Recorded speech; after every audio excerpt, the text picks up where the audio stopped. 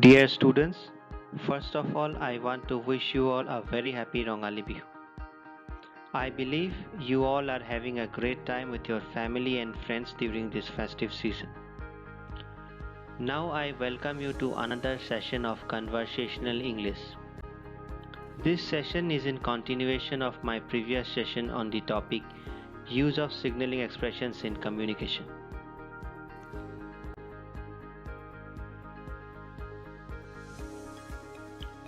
Dear students, please look at this image and try to figure out what you will be learning today.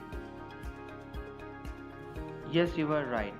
Our topic is related to non-verbal communication. I think looking at this lady who is making different faces, you have guessed correctly what the topic is. We will be learning why facial expression and body stance are important in communication in this session. In order to proceed further, I will request all of you to please take out your Conversational English second semester textbook, open the first chapter, that is the first unit, and look at the topic facial expressions.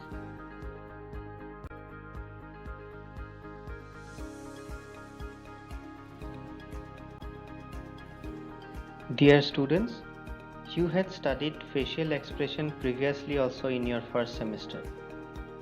You had also done few role plays wherein you had tried to read what the customers were trying to communicate through non-verbal cues or facial expressions. So this session is going to be a kind of revision for you all. So if someone asks you what is facial expression, your answer will be facial expression is a type of signaling which includes movements of the mouth, eyes, and other facial muscles that convey different expressions. Now let us look at this image. Look at the first image where it is written angry. So if you look at this face, this person's face, you can definitely make out that the person is angry. Now move on to the next image, which is contempt. So by contempt I mean is it is a feeling that a person is worthless. Okay, when you try to show or when you think that a person is worthless, you show this kind of facial expression. The next one is disgust. So disgust is a feeling of disapproving something. That is, I come up with some idea to you and you don't like my idea and you disapprove it, then you will show this kind of a facial expression. The fourth expression is of fear. I think all of you need no explanation what fear is. So when we are afraid, when we are frightened, we do this kind of facial expressions. The fifth expression is happy. So this is kind of expression which we show when we are very happy, when things happen according to our wish and we are happy. The next image is of sadness. Sadness is again when things are not in order, not according to your wish, you become sad. The next one is surprise. Surprise is like you did not expect something and it happened, then you are very surprised with it. So this is the expression which people give when they are surprised. The next one is neutral. By neutral I mean is you are not giving any expression to the situation. There is something happening or maybe not happening in the room, but you don't care. And this is the expression which you give when you are neutral. So dear students, knowingly or unknowingly during the day when we converse with different people, we use different facial expressions. Many a times we are not aware of what facial expressions we are using, but the receiver or the person who is talking to you or communicating with you can really read from your facial expressions what you mean and what you think at that point of time.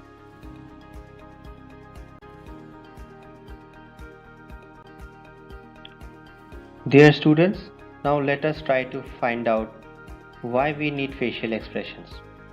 Let us start with the first point. Using facial expression during a presentation helps build rapport with the audience. That increases the chance that they will be more receptive of the message. So students, suppose we are presenting on any topic in front of an audience. So we should try to make appropriate facial expressions depending on the topic we are talking about or depending on the feeling which we want to convey with our words. For example, in your presentation, you want to show that you are surprised with the results. At that point of time, you will have to make a facial expression which shows that you are surprised. Similarly, if you want to show that you are happy, you have to show a happy face. Similarly, if you want to show that you are sad or you are not happy or you are disgusted, accordingly you will have to use appropriate facial expressions. If your facial expressions match with the words which you are saying, then the audience will be more receptive to your message. For example, if you want to show that you are sad and then at the same point of time if you keep smiling, people will feel that you are not very serious with what you are saying, or they will think that this person is not relating to what he is saying and his facial expressions don't match with the feeling which you want to share with the audience. Now let us move to the next point. Using facial expression, a speaker can convey passion or deep concern about the subject matter. You can also use facial expressions to connect at an emotional level with the audience. This is similar to what I said in the first point. Your facial expression should match with what you are saying. Suppose you are trying to show that you are sad and you want to make the audience feel that you are really sad, then your facial expression should be of a person who is sad. You cannot be smiling at that point of time, or you cannot be showing some other expression which is not matching. So if you want to connect with the audience at the emotional level, if you want to feel the audience feelings, then you will have to match your facial expression with what you are saying. For example, our country is growing, or not only our country, the world is now going through a very tough period where coronavirus or COVID-19 is creating havoc all over the world. Now at this point of time, if you are going to talk to someone, showing your compassion, showing that you are worried of what is happening and you want to help people, at that point of time you cannot be smiling, or you cannot be doing some other thing. You cannot be chewing a gum and talking, right? So at this point of time, if you want to connect with the emotional level of the people, your facial expression should match with what the people are feeling. Your expression should be of a person who is sad and who wants to help. Now let's move to the third topic. Unfortunately, many people tend to lose their facial expressions under the tension or fear of presenting. They maintain a grim poker face throughout the conversation that makes their audience lose interest in their message. Now this thing is very common with you students. I have seen couple of times while you present in the classroom. You might have some stage fear, and at that point of time you don't show any expression and you try to run through your presentation, or you try to finish what you are doing as soon as possible. So when you try to do that, when you come under the pressure, you don't show any expressions and you show a very neutral or poker face, and people are unable to connect with what you are saying. So dear students, next time when you are presenting before an audience, try to use appropriate facial expressions to match with what you are saying.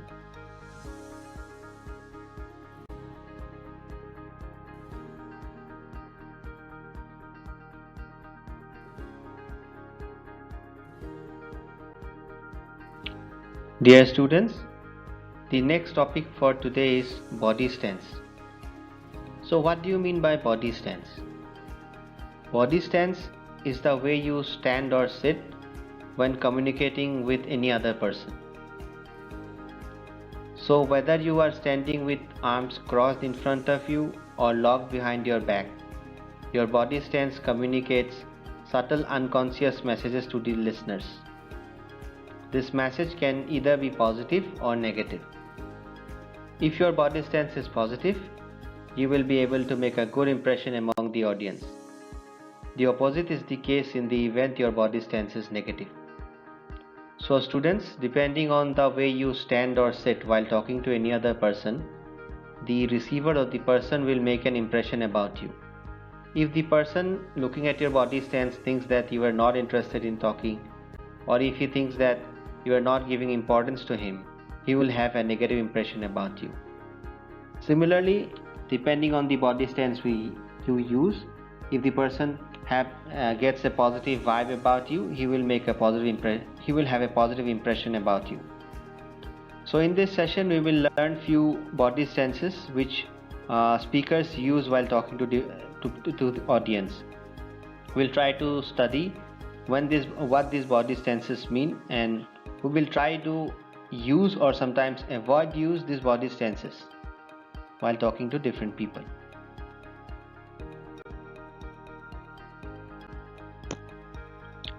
Dear students, let us look at this image and try to find out what different body stances mean. Now let us look at the image of the lady who is wearing a formal attire, the first lady. Now you can see on the top it is written as lying. So if a person uses this body stance while talking to anyone, there is possibility that the person might be lying. Look at her legs. The legs are crossed. So this means that she is not open to communicating. That is, she is not interested in talking to you, or she is not interested in giving any details at that point of time. Now let us look at the image of the boy which is on her left. Look at this gentleman. He is wearing sunglasses, he is wearing a shirt, then he is wearing a jeans, then he is wearing shoes. Now if you look at the image, at the top it is written hiding something, but what? Sometimes we see that people wear sunglasses even when they are in the shade. There are some people who will be wearing sunglasses even when they are in the shade or when they are not in the sun. So there is possibility that the person is trying to hide something. Maybe he hurt his eyes, or he is suffering from conjunctivitis which he is trying to hide. So this is one sign, that one body stance or sign which can show that people is trying to hide something. Then near his leg it is written that menacing. Menace is a person or thing that will cause harm or is dangerous. So now this kind of dress or this kind of stance, the stance is which he is using, his thumb stuck to his pocket and his two legs. So there is possibility that this person is dangerous or he can do harm to other people. Now let us look at the third image, the image of the gentleman in a formal dress. Now, so look at his eyes. It is written as insecure. By insecure, what it means is the person is not very okay. He's not confident that what he's doing is right, or he's not confident with other people trying to work around with him. So he's insecure. He's not sure what he's doing is right or wrong. Look at his arms, which are folded in front, which shows aggressive. That is, he is ready to fight. So that is, he is ready to defend anything. Suppose he is talking, and if I give he is telling something, and if I stop him or try to give some other idea, he is going to get aggressive and he is going to oppose what I am saying. Then again, look at his shoulders, which is again mentioned as hostile attitude. Hostile attitude means he is not friendly. He's not in a mood to make friends. Okay, he is in a mood to attack. He is not secure. He is in a mood to attack. He is aggressive. Now let us look at the image of the lady who is in casual dress. Now look at her eyes. It is mentioned as interested. That is, she is ready to talk. She is smiling. She is smiling. Look at her eyes. So it means that the lady is interested in talking.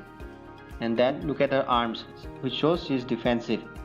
Defensive in a sense, she is ready to talk, she is ready to accept certain things, but she is also not very open at that point of time. So keeping her hands around her waist, so she is defensive, which means she is ready to talk, but she will not accept everything you say. Now let us look at the image of the person, the fifth image, that is of a gentleman wearing t-shirt and jeans. Now this person thinks you are stupid. Now look, this kind of look normally adults give to children when children say foolish things. So the adults think that this person is a fool, or the child is a fool, or child is telling something which is totally untrue. So this kind of body stance means that you don't think the person whom you are talking to is intelligent enough. And look at his hands, which are inside his pockets, which means he is impatient to leave. That is, He's not ready to wait there to talk with you. He wants to go somewhere else and he's in a hurry. So dear students, these body stances mean different things, and we will learn further as we move ahead in this presentation.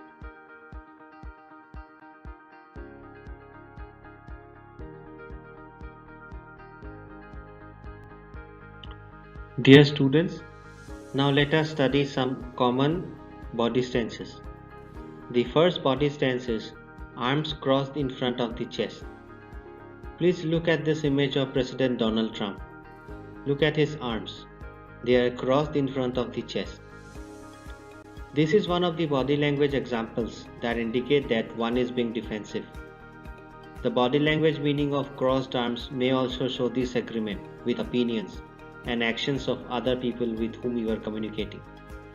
So students, this body stance is normally used by the speaker when he is not agreeing or he is not ready to accept what you are saying. For example, if you are talking with anyone and you are giving an idea to that person, the person does not agree with your idea, he is going to use this body stance, which means that he is not agreeing with you. And it also means defensive, that is, he is not ready to accept what you are saying. And if you say furthermore, he will try to defend. He is going to argue with what you are saying. So dear students, whenever you are talking to anyone else in future and you see the person using this kind of a body stance, you can try to, so at that point of time, you should know that that person is being defensive or he is not ready to accept what you are saying.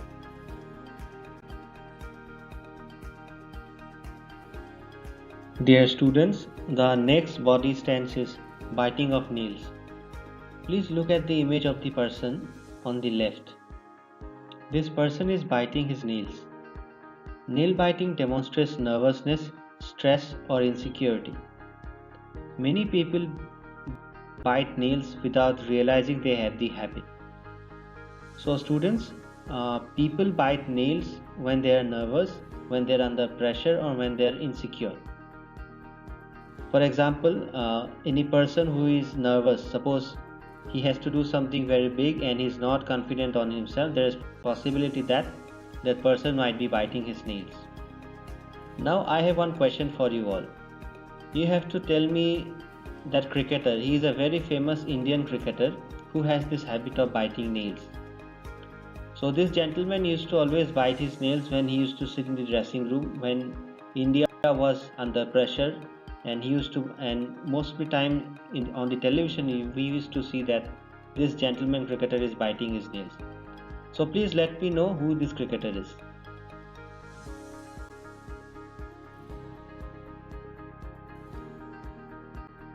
Dear students, the next body stance is hand on cheek. Please look at the image of the lady. Look at her hand. Her hand is on her cheek. This body language example indicates one is lost in thought, maybe considering something. When your hand is on your cheek and your brows are furrowed, you may be in deep concentration. Furrowed means making wrinkles on forehead. So dear students, whenever any person is keeping his hand on his cheek and he is looking somewhere else and his brows are furrowed, it means that he is thinking about something else. He might be present physically in that location, but his thoughts or his mentally he is thinking something else.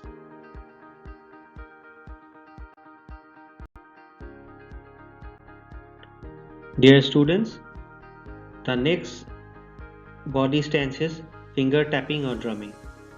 Look at the image on the left.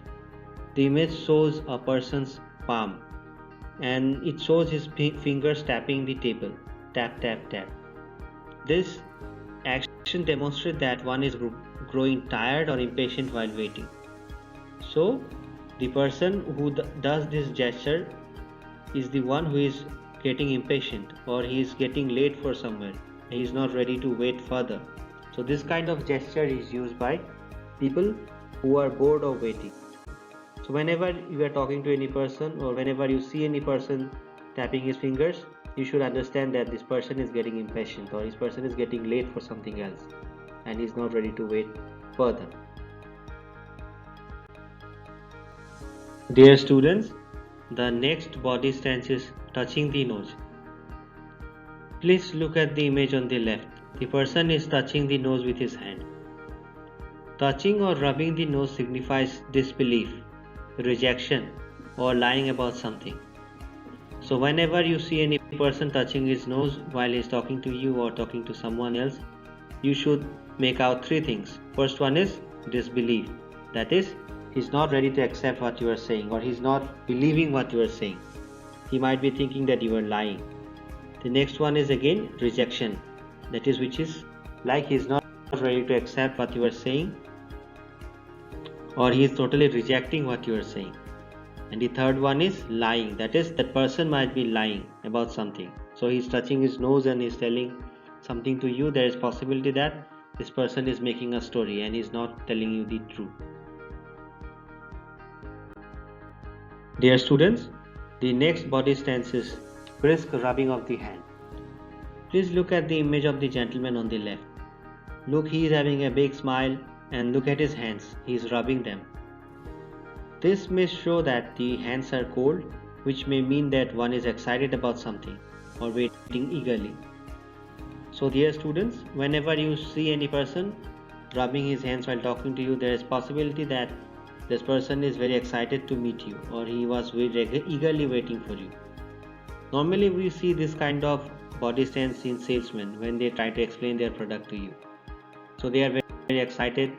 They had been waiting for a customer for a very long time. They are very excited to meet the customer, and they are very excited to tell what their product is to the customer. So this body stance means that the person is very excited and he is waiting very eagerly to meet someone. Dear students, this is the last body stance which we learned in this session. I think you had gained some knowledge about facial expressions and body stance today. I will see you again with another session on body stance, where I will cover the remaining topics. Meanwhile, please read the textbook which you have. Do let me know if you have any questions regarding this session. I will be very happy to clear your doubts. Thank you for listening to me. Have a great time ahead.